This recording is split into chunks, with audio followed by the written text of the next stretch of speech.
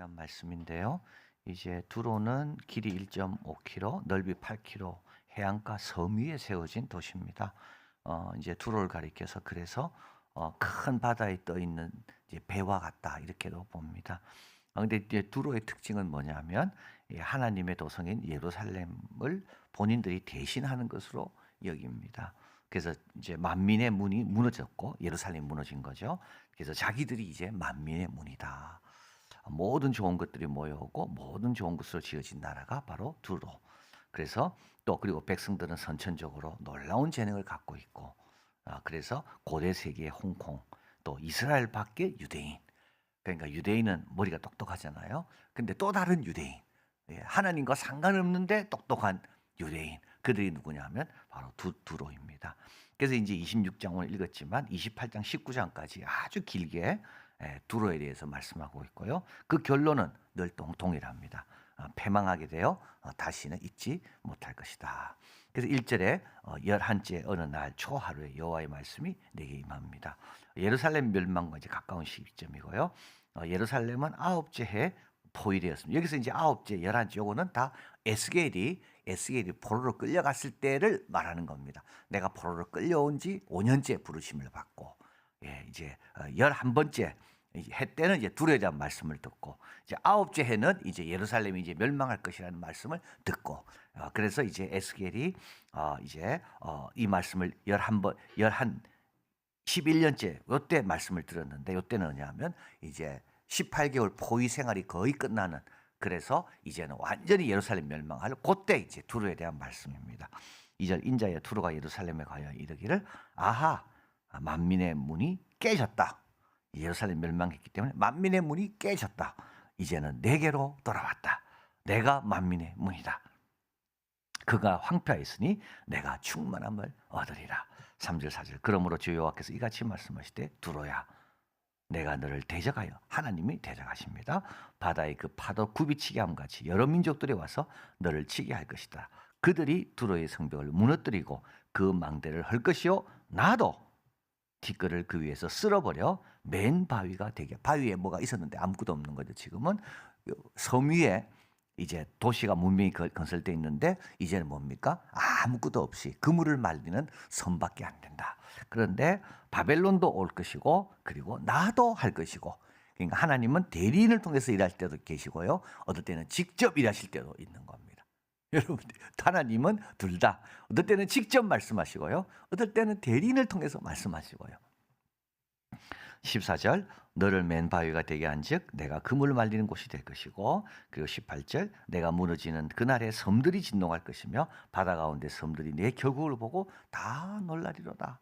왜 놀랍니까? 이제 27장으로 넘어옵니다. 3절 4절 너는 두로를 향하여 이르기를 바다 어귀에 거주하며 여러 섬 백성에게 거래하는 자요 주 여호와께서 이같이 말씀하시되 두로야 내가 말하기를 나는 온전히 아름답다. 아름다운 것도 모자라서 온전히 아름답다. 흠이 하나도 없다. 두로는 흠이 하나도 없습니다. 두로는 가장 완벽한 나라입니다. 내 땅이 바다 가운데 있으며 너를 지은 자가 내 아름다움을 온전하게 하였더라. 그래서 두로는 늘 우리처럼 온전하고 아름다운 나라가 있는가. 훌륭한 나라. 환경도 여건도 백성들도 문명도 질서도 모든 예술도 가장 아름다운 나라. 이게 바로 두로입니다. 자, 5절 7절에서 스닐의 잣나무로 내 판자를 만들었으며 레바논의 백탕몽으로 돛대를 만들었으며 바산의 상수리나무로 내 노를 만들었으며 기띔의 황양목의 상아로 꾸몄으며 가판을 만들었고 애굽의 수놓은 가는 배로 돛을 만들었으며 엘리사 섬의 청색 자색 배로 차이를 만들었으며, 그러니까 이게 정말 최고의 호합한 유람선입니다. 최고로 좋은 게 거기에 다 갖다 놓은 겁니다. 돈이 얼마나 많은지 세계에서 유명하다는 거 말만 들어보면 무조건 다 사옵니다. 그래서 다 와서 어떻게 됩니까? 노도 최고입니다. 노도. 그리고 가판은 막 상아가 조각되어 있고요. 이게 이제 두로의 문명입니다. 최고의 좋은 재료로 만든 호화로운 배. 이게 지금 두로를 뜻하는 겁니다. 8절 11절 시돈 가스라 주민이 내 사공이 되었으며, 이런 일들은 또 외국인들이 다 옵니다. 두바이 갔습니다. 그리고 주위에 못 사는 나라 사람들이 와가지고 어떻게 됩니까? 다 어려운 일은 다 합니다. 이 나라 백성들은요 놀고 먹고 누리고 뭐 이러고 있는 거죠. 그리고 또 지혜자들도 내 선장이 되었습니다. 두 발의 노인들과 지혜자들이 내 가운데 배의 틈을 막는 자가 되고 바다의 모든 배와 사공들이 내 가운데 무역하였으며 자, 바사와 룻과 붓이 내 군대 가운데 있습니다. 용병들입니다. 용병들. 제일 싸움 잘하는 사람들, 제일 덩치 좋고 강한 사람들 다 돈 주고 사옵니다. 얼마나 이 나라가 그러니까 든든하겠습니까? 든든한 거죠. 용병도 있고 노동자들도 많고, 그리고 내 가운데 방패와 투구를 달아 내 영광을 나타내었더라. 내 아름다움이 온전하게 하였도다. 또 나옵니다. 이 세 번이나 나옵니다. 아름다움이 온전합니다. 보통 아름다움이 아닙니다. 아무도 따라올 수가 없습니다. 자, 그리고 이제 12절에서 24절까지 요건 27장입니다. 셀 수 없는 무역 상품과 무역 상대들이 나옵니다. 21개의 도시 이름들이 나오고 도시와 나라 이름들이 나오고 여기에 유다도 있고 이스라엘도 있습니다. 그러니까 유다와 이스라엘은 요 무역 상대국 중에 아주 작은 나라에 불과합니다. 그리고 이름이 나오지 않는 섬들도 나옵니다. 그러니까 모두가 다 두로하고 무역하고 싶어 합니다. 두로하고 무역하면 어떻게 됩니까? 자기들이 돈 벌고, 그래서 자기들이 갖고 있는 최고의 좋은 것들을 어디로 가져오나요? 두로로 다 가져오는 거죠. 25절, 다시스의 배는 때를 지어 내 화물을 나릅니다. 내가 바다의 중심에 풍부하여 영하가 매우 큽니다. 자, 그런데 26절입니다. 동풍 바다 한가운데서 너를 무찔렀도다. 동풍, 이 동풍은 이제 하나님의 바람이다 이렇게 봅니다. 그래서 하나님께서 바다 가운데 큰 바람을 일으키시니까 모든 것들이 다 무너지고 섬은 어떻게 됩니까? 예, 그 큰 바람, 파도, 해일에 의해서, 쓰나미에 의해서 다 쓸려 내려가고. 자, 동풍의 바람, 하나님의 심판입니다. 영화와 아름다움을 묘사하는 것은 1절 15절까지 27장입니다. 깁니다. 근데 멸망을 묘사하는 단은 구절은 2절밖에 안 됩니다. 한순간에 다 무너지는 거예요. 여러분, 한순간에 다 무너지는 거예요. 영화를 묘사하는 구절은 여러분 몇 절이라고요? 25절. 멸망을 묘사하는 구절은 몇 개요? 2절밖에 안 돼요. 이것저것 다 괜찮은 것 같지만 멸망 앞에서는 아무 소용이 없는 거예요. 그러니까 그 요한계시록에 보면 큰 성 로마 바벨론이 한순간에 일시에 다 무너지는 겁니다. 아무 소용 없습니다. 용병이 무슨 소용이 있습니까? 지진 났는데요. 다 도망가죠. 산불 나면 다 도망간다 그랬잖아요. 군인들이 무슨 소용이 있습니까? 산불 나는데. 군인들이 그 자리 지킵니까? 못 지킵니다. 다 놓고 도망가잖아요. 용병이 무슨 소용이 있습니까? 이때 지혜자의 지혜가 무슨 이용할 수가 있겠습니까? 자기 자녀가 죽어가고 자기 가정이 불타는데 무슨 지혜가 지금 여기에 발동하게 되겠습니까? 35절, 섬의 주민들이 너로 말미암아 놀라고 왕들이 심히 두려워하여 얼굴에 근심이 가득하더라. 그다음부터 이제는 애가가 쭉 나옵니다. 애가가. 자, 이제 세 번째 28장 넘어옵니다. 이제 1절 19절까지인데요. 이건 왕에게 주는 경고입니다. 2절, 인자의 너는 두로 왕에게 이르기를 주 여호와께서 이같이 말씀, 내 마음이 교만하여 말하기를 나는 신이라. 내가 하나님의 자리 곧 바다 가운데 앉아 있다 하도다. 사람이 이래 되는 거죠. 재물이 커질 때 뭐도 커집니까? 여러분 꼭 기억하십시오. 교만도 커집니다. 아름다움이 커질 때 뭐도 커진다고요? 교만도 커진다니까요.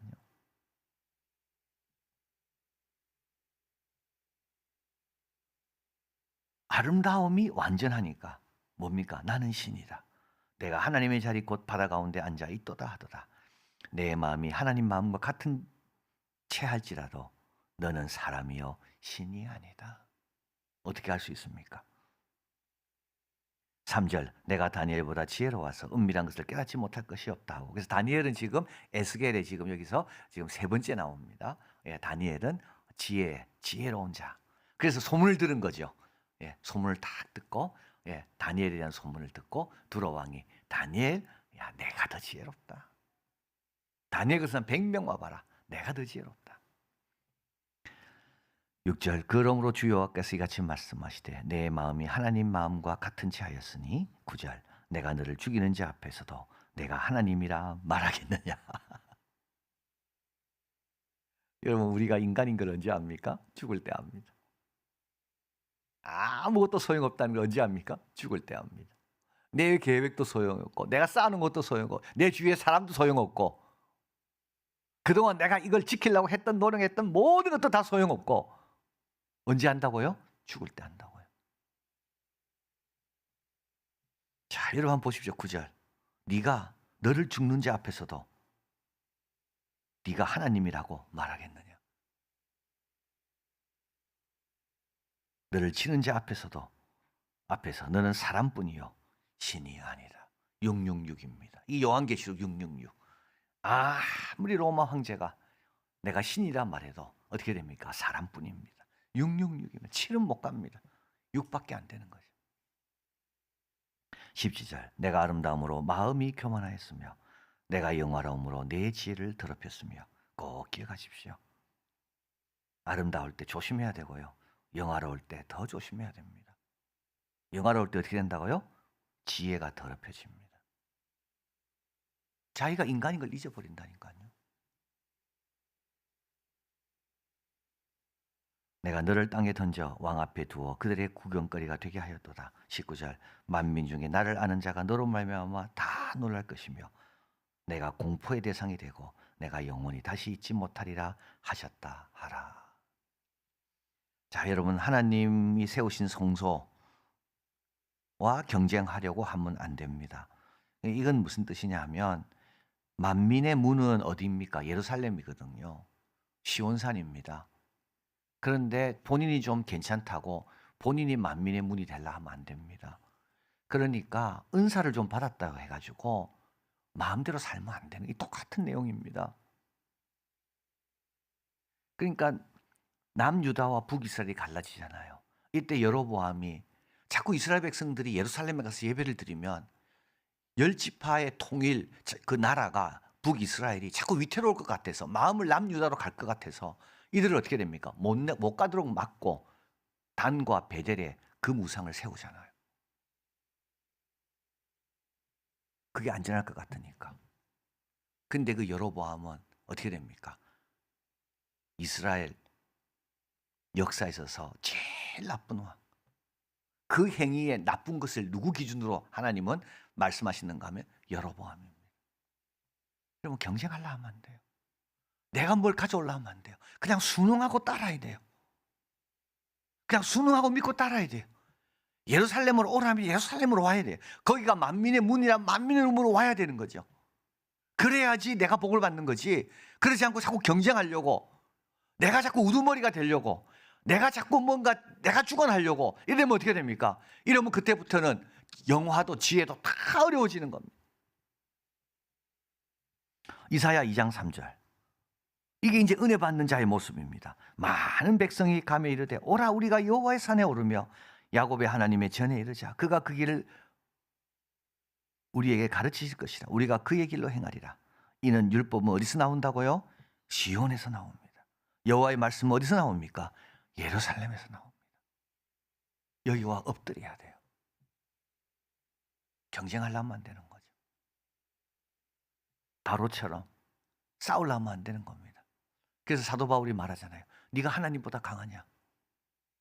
사도 바울이 말합니다. 사도 바울이 모든 것이 가하지만 덕을 끼치는 게 아니고 유익을 하는 게 아니고 이렇게 계속 이야기해도 계속 고집부리는 사람이 있습니다. 아니다. 모든 것이 가하다. 그래서 사도 바울이 뭐라 해야 합니까? 그래 좋다. 그럼 너 하나님보다 강하냐? 고집부리지 마라. 하나님보다 강합니까?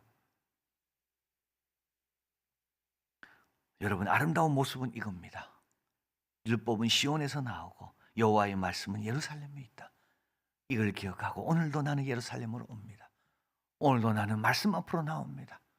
오늘도 나는 내 욕심과 내 뜻이 경쟁하는 게 아니라 다 내려놓고 하나님 뜻 앞으로 나옵니다.